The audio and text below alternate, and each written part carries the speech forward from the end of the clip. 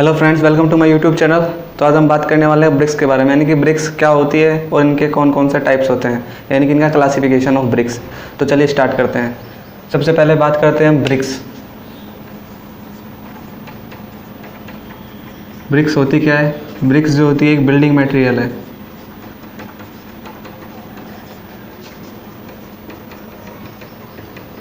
यानी कि ब्रिक्स जो होती है वो बिल्डिंग मटेरियल के रूप में काम में लाई जाती है, जिनका यूज़ मेनली मैसोनरी वर्क में किया जाता है। अब बात करें ये बनी किससे होती है? ये जो होती है sand plus silt plus clay, यानी कि मेन कंपोजिशन की बात करें तो इसमें क्या क्या होता है? सैंड, सिल्ट और क्ले। अब बात करते हैं इनकी क्लासिफिकेशन की, यानी कि इनको कितने भागों में बांटा गया है। Classification of BRICS. मेनली जो ब्रिक्स होती है उन्हें दो भागों में बांटा गया है। कौन कौन से है? सबसे पहली ब्रिक होती है ट्रेडिशनल ब्रिक।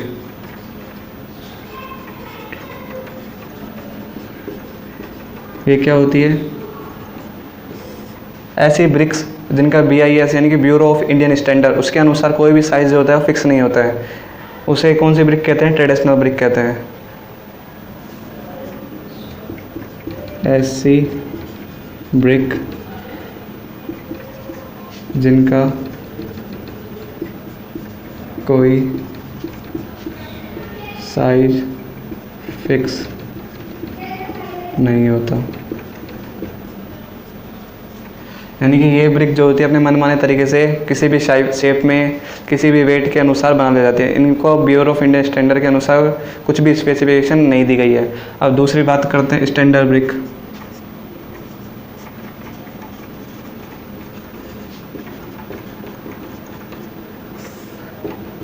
ऐसी ब्रिक जिनका साइज और शेप के बारे में ब्यूरो ऑफ इंडियन स्टैंडर्ड जो उसने सब कुछ स्पेसिफाई किया हुआ है, उन्हें कैसी ब्रिक्स कहते हैं? Standard bricks. ऐसी ब्रिक्स जिनका BIS यानी कि ब्यूरो ऑफ इंडियन स्टैंडर्ड ने साइज फिक्स किया हुआ है,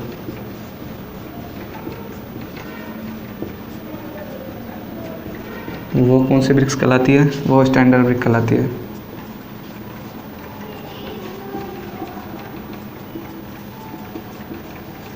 अब बात करते हैं इनका साइज़ होता क्या है। तो बात करें स्टैंडर्ड साइज़। स्टैंडर्ड साइज़ क्या होता है? स्टैंडर्ड साइज़ होता है इसका 190 इंटू 90 इंटू 90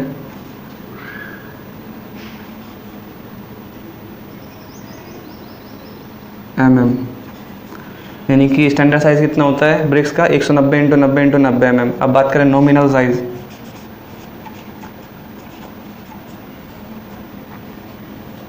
नॉमिनल साइज़ कितना होता है? 200 इंटू 100 इंटू 100 mm, यानी कि इस नॉमिनल साइज़ क्या होता है? With motor. और स्टैंडर्ड साइज़ क्या होता है? Without motor. यानी कि स्टैंडर्ड साइज़ कितना होता है ब्रिक्स का without motor? 190 into 90 into 90 mm। और अगर हम इसमें मोटार के साथ, यानी कि इसमें मोटार लगा दे चारों तरफ, मैसनरी करेंगे तो उसमें मोटार लगेगा चारों तरफ, उसको लगाने के बाद साइज़ कितना हो जाएगा? उसको लगाने के बाद साइज़ हो जाएगा 200 इंटू 100 इंटू 100 mm, क्योंकि हम जनरली मोटार थिकनेस कितनी लेते हैं? 10 mm। तो ये बात हो गई क्लासिफिकेशन ऑफ ब्रिक्स की। इसके बाद relation between length, width and thickness of brick, यानी कि जो ब्रिक्स होती है उनकी लेंथ, विड्थ और थिकनेस में क्या रिलेशन होता है। तो जो ब्रिक की जो लेंथ होती है, ब्रिक की लेंथ वो कितनी होती है? L बराबर 2B प्लस में T। ये बहुत बार कंपटीशन एग्ज़ाम में पूछ लिया जाता है, वेरी वेरी इंपॉर्टेंट। यानी कि जो ब्रिक्स होती है उसकी जो लेंथ होती है वो विड्थ की 2 गुना और उसकी थिकनेस को जोड़ने पर क्या प्राप्त होती है? ब्रिक की लेंथ। अब अगर बात करें वेट ऑफ वन ब्रिक, जो एक ब्रिक होती है उसका वेट कितना होता है? तो उसका वेट जो होता है वो जनरली 3 से 3.5 किलो के आसपास होता है। बात करें हम earth required for 1 metre cube brick, यानी कि 1 मीटर क्यूब ब्रिक बनाने के लिए कितने अर्थ यानी कि मिट्टी की आवश्यकता होगी? 1800 किलोग्राम। और बात करें 1 मीटर क्यूब में कितनी ब्रिक्स आती है? 1 मीटर क्यूब में जनरली 500 नंबर ऑफ ब्रिक आते हैं।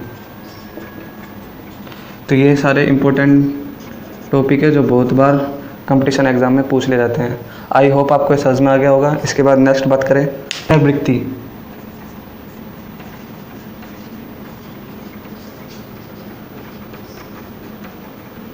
उनको भी क्लासिफाई किया गया है।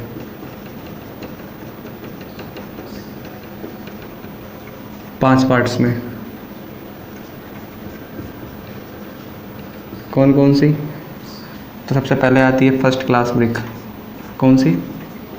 First class brick. ये क्या होती है? ये जो ब्रिक होती है ये सबसे अच्छी क्वालिटी की ब्रिक होती है। इनका साइज़ बात करें, इनका साइज़ 190 × 90 × 90 यानी कि प्रॉपर जो स्टैंडर्ड ब्रिक का साइज़ होता है वो होता है। इनका जो शेप और साइज़ जो होता है वो बिल्कुल स्टैंडर्ड यानी कि स्टैंडर्ड ब्रिक जो होता है यानी कि ब्यूरो ऑफ इंडियन स्टैंडर्ड ने जैसा क्लासीफाई किया गया है, जैसी स्पेसिफिकेशन दी गई है उसके अनुसार होता है। इनका रेड कलर का बिल्कुल परफेक्ट कलर होता है। बात करें इनकी वाटर एब्सॉर्प्शन कैपेसिटी, वो जो होती है वो 20% से अधिक नहीं होनी चाहिए। इनकी मिनिमम क्रशिंग स्ट्रेंथ कितनी होती है? वो 10.5 Nm/mm² से कम नहीं होनी चाहिए। यदि इनको आपस में टकराए तो मेटलिक साउंड आनी चाहिए। और इनका जो टेक्सचर होता है वो एक समान होता है, होमोजीनियस होता है, और ये होमोजीनियसली बर्न हुई होती है। तो क्या क्या होता है, चलिए स्टार्ट करते हैं, लिखते हैं। इनकी water absorption capacity, water absorption capacity वो 20% से ज़्यादा नहीं होनी चाहिए। मिनिमम क्रशिंग स्ट्रेंथ वो कितनी होती है इनकी? 10.5 Nm/mm² या फिर 105 kg/cm²। नेक्स्ट बात करें इनकी शेप व साइज़ BIS के अनुसार होती है, और कलर परफेक्ट रेड होता है। इनके जो किनारे होते हैं ब्रिक के कॉर्नर शार्प होते हैं। इसको अल्टरनेट वेटिंग और ड्राइंग करने पर लोनी यानी कि एफ्लोरेसेंस नहीं आती।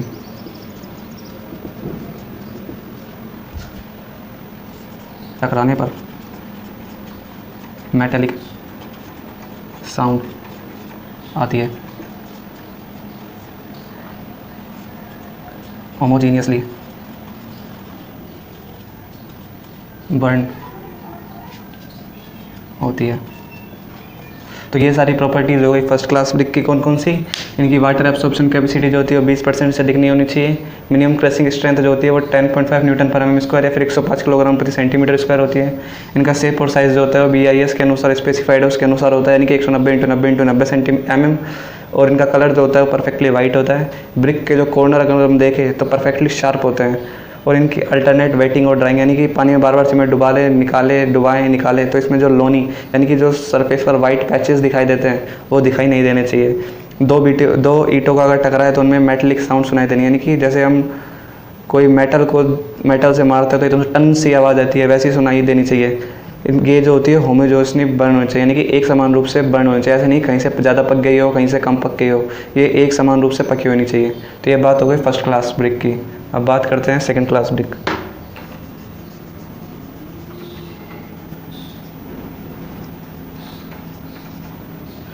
तो सेकंड क्लास ब्रिक की बात करते हैं तो इनकी वाटर एब्सॉर्प्शन कैपेसिटी कितने से ज़्यादा नहीं होनी चाहिए?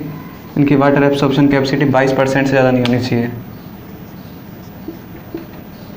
नेक्स्ट बात करें इनकी मिनिमम क्रशिंग स्ट्रेंथ कितनी होनी चाहिए? इनकी मिनिमम क्रशिंग स्ट्रेंथ जो होती है वो 7 Nm/mm² या फिर 70 kg/cm² से कम नहीं होनी चाहिए। इनकी शेप और साइज़ जो होती है वो BIS के अनुसार हो सकती है, यानी कि थोड़ा बहुत डिफ़र, यानी कि इनकी जो स्टैंडर्ड साइज़ होता है उनसे थोड़ा बहुत विचलन पाया जा सकता है। यानी कि वो जैसे 190 × 90 × 90 सेंटीमीटर है तो 185 × 85 × 85 सेंटीमीटर हो सकती है और mm हो सकती है। इस प्रकार से कलर जो होता है वो परफेक्टली वाइट ही होता है। इनके कॉर्नर जो होते हैं वो शार्प होते हैं, थोड़ा बहुत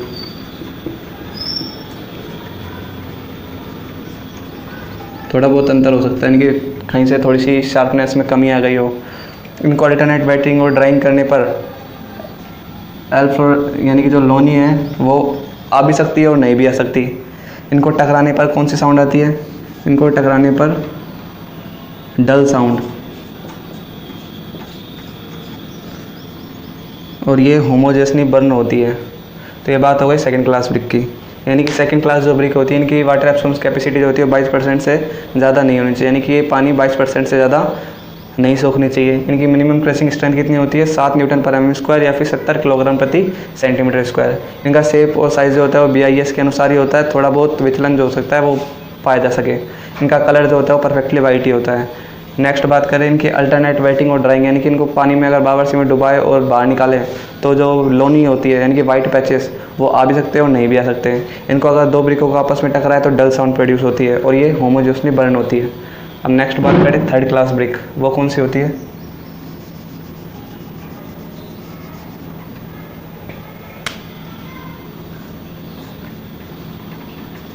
थर्ड क्लास ब्रिक, ये जो ब्रिक होती है इनकी वाटर एब्सॉर्प्शन कैपेसिटी 25% से ज़्यादा नहीं होनी चाहिए। क्रशिंग स्ट्रेंथ 3.5 Nm/m² या फिर 35 kg/cm² से कम नहीं होनी चाहिए। इनकी शेप और साइज़ इसको हटा देते हैं, थर्ड क्लास होती है इसलिए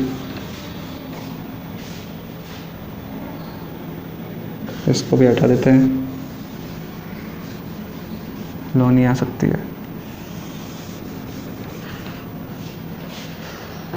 यानी कि अगर बात करें थर्ड क्लास ब्रिक की तो इनकी वाटर एब्सॉर्प्शन कैपेसिटी यानी कि पानी को जो सोखने की क्षमता है वो 25% से ज़्यादा नहीं होनी चाहिए। इनकी मिनिमम क्रशिंग स्ट्रेंथ जो होती है वो 3.5 Nm/m² या फिर 35 kg/cm² होती है। इनको अल्टरनेट और वेटिंग और ड्राइंग यानी कि बार-बार पानी में डुबाए और निकाले तो लोनी जो होती है वो दिखाई दे सकती है। इनको टकराने पर डल साउंड प्रोड्यूस होती है। तो ये बात हो गई थर्ड क्लास ब्रिक की। अगर हम बात करें एक टेबल में इनकी क्रशिंग स्ट्रेंथ और वाटर एब्सॉर्प्शन कैपेसिटी के बारे में लिखे तो इस प्रकार होगा।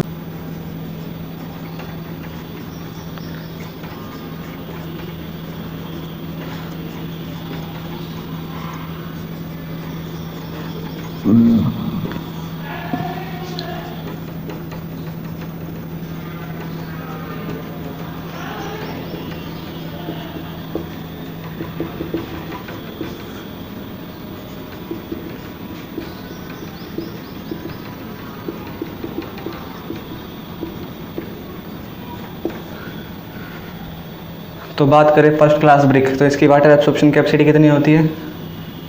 20%, not greater than. Second class की कितनी होती है? Not greater than 22%। और थर्ड क्लास ब्रिक की कितनी होती है? Not greater than 25% of own wait, यानी खुद के बाहर का। इनकी मिनिमम क्रशिंग स्ट्रेंथ कितनी होती है? 10.5 Nm/mm²। सेकंड क्लास ब्रिक की कितनी होती है? 7 Nm/mm²। थर्ड क्लास ब्रिक की कितनी होती है? 3.5 Nm/mm²। तो ये बात हो गई, ये बहुत ज़्यादा इंपॉर्टेंट है, वाटर एब्सॉर्प्शन कैपेसिटी और मिनिमम क्रशिंग स्ट्रेंथ की। यहाँ से बहुत बार क्वेश्चन पूछ लिया जाता है, यानी कि ब्रिक से अगर क्वेश्चन बनेगा तो 50% पॉसिबिलिटी है कि वो यहीं से बनेगा, क्योंकि वो डायरेक्ट यही पूछता है कि कौन सी क्लास के ब्रिक की वाटर एब्सॉर्प्शन कैपेसिटी कितनी होगी, क्रशिंग स्ट्रेंथ कितनी होगी। तो आप इसको रट लीजिए जिससे कि आपका क्वेश्चन जो है वो गलत ना हो। तो इसके बाद नेक्स्ट बात करते हैं अंडरबर्न्ट ब्रिक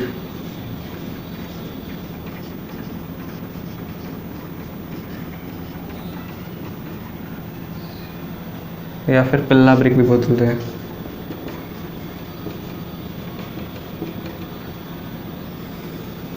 ये होती क्या है? तो ये जो ब्रिक्स होती है ये कम पकी हुई होती है, नाम से पता लग रहा है अंडर बर्न्ड, यानी कि कम पकी होती है, जिस कारण इसकी स्ट्रेंथ जो होती है वो कम होती है। इसलिए इनका यूज़ जो होता है मैसनरी वर्क में नहीं किया जाता है, यानी कि चिनाई के काम में नहीं करते हैं। तो इनका यूज़ कहाँ पे किया जाता है, इनको हम पीस लेते हैं, यानी कि ग्राइंड करके इनका यूज़ जो होता है, इनको बना ली जाती है सुर्खी, और सुर्खी का यूज़ कहाँ पे किया जाता है, सीमेंट बनाने में किया जाता है। तो ये कम पकी होने के कारण इनकी स्ट्रेंथ कम होती है,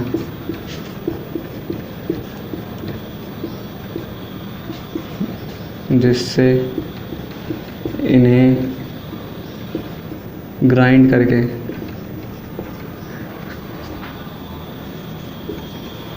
सुर्खी में कन्वर्ट कर लिया जाता है।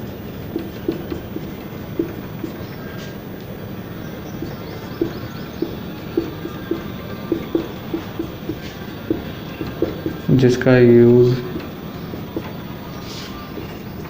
सीमेंट बनाने में किया जाता है।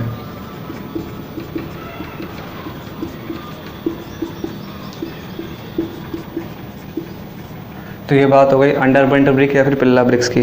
तो over burnt brick, over burnt brick या फिर जिसे हम झामा ब्रिक,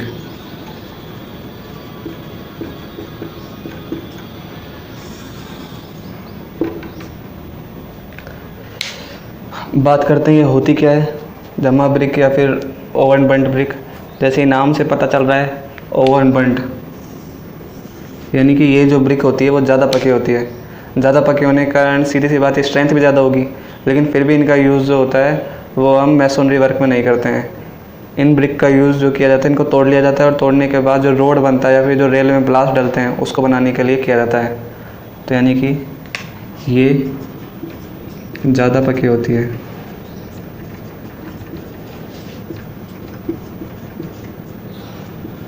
इनकी स्ट्रेंथ भी ज़्यादा होती है।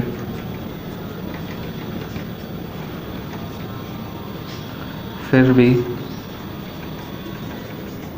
इनका यूज़ मैसोनरी में नहीं करते।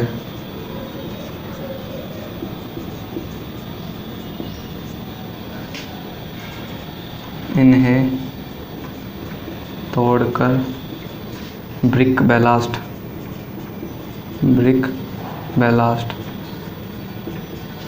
बना लिया जाता है।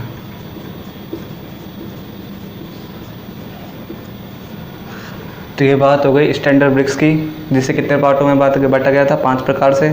First class brick, second class brick, third class brick, under burnt brick और ओवर बर्न्ट ब्रिक। तो इसके बाद एक और नेक्स्ट क्लासिफिकेशन हो जाता है ब्रिक्स का। वो कौन सा क्लासिफिकेशन है, क्लासिफिकेशन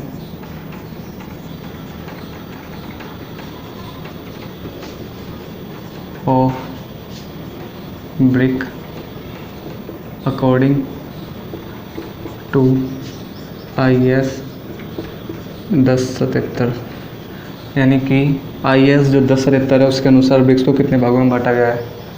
सबसे पहले बात करते हैं क्लास, यहाँ पे बात करते हैं स्ट्रेंथ ऑफ ब्रिक, किसमें, न्यूटन पर mm स्क्वायर में।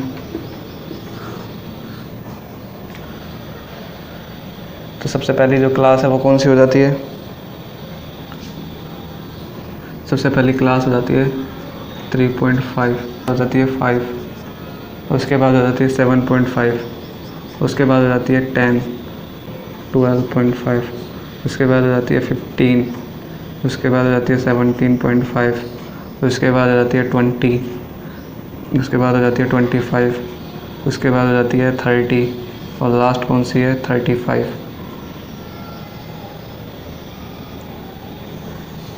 कितनी है, 1 सीरियल नंबर, 2 3 4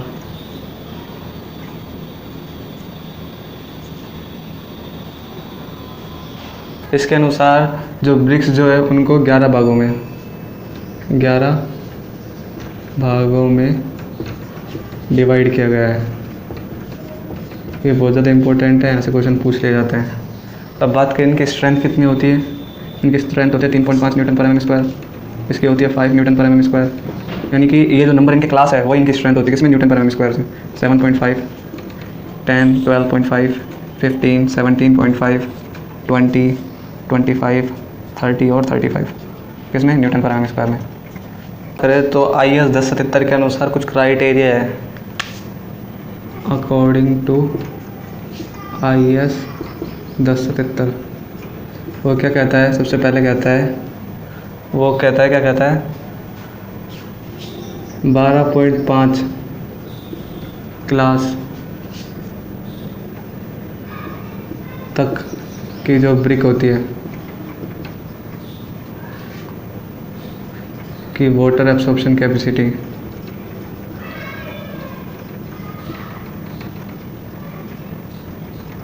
वो जो होती है वो नॉट ग्रेटर देन 20% होनी चाहिए, और इससे हायर क्लास की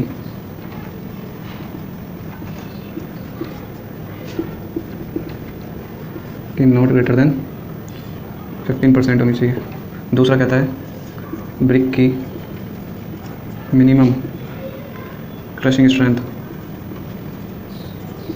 नॉट लेस देन 3.5 न्यूटन पर mm²। लास्ट कहता है वो 12.5 क्लास तक की जो ब्रिक होती है उनमें लोनी मॉडरेट होनी चाहिए,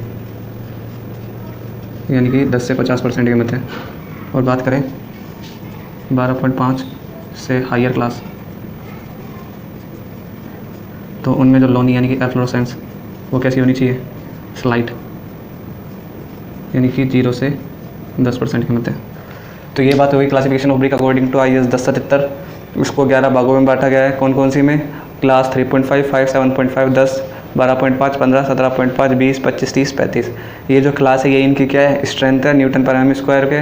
अगर बात करें इनके अनुसार कुछ क्राइटेरिया दिया है किसने, IS 1077 ने। वो क्या क्या दिया है कि 12.5 क्लास तक की जो ब्रिक है, यानी कि यहाँ तक की ब्रिक, इनकी वाटर एब्सॉर्प्शन कैपेसिटी जो होती है वो 20% से ज़्यादा नहीं होनी चाहिए, और इससे हायर क्लास की ब्रिक जो है उनके लिए वाटर एब्सॉर्प्शन कैपेसिटी जो है वो 15% से ज़्यादा नहीं होनी चाहिए। ऐसे इन्होंने बात बताई है। दूसरे क्या है कि इनकी मिनिमम क्रशिंग स्ट्रेंथ जो होती है ब्रिक की वो नॉट लेस देन 3.5 न्यूटन पर mm² से कम नहीं होनी चाहिए। चौथी बात बताई है कि जो 12.5 क्लास तक की ब्रिक है उनमें जो लोनी लगती है वो कितनी परसेंट होनी चाहिए, वो होनी चाहिए 10 से 50%, यानी कि मॉडरेट। और इससे हायर क्लास तक की ब्रिक जो होती है उनमें जो लोनी लगती है एफ्लोरेसेंस वो कितनी होनी चाहिए, वो होनी चाहिए 0 से 10%, यानी कि स्लाइट। तो ये बात हो गई classification of brick according to IS 1077। तो आई होप आपको समझ में आ गया होगा कि ब्रिक्स क्या होती है, इनको क्लासीफाई किस प्रकार से किया गया है। अगर आपको ये समझ में आ गया हो तो please like share subscribe my channel and thanks for watching. Thank you.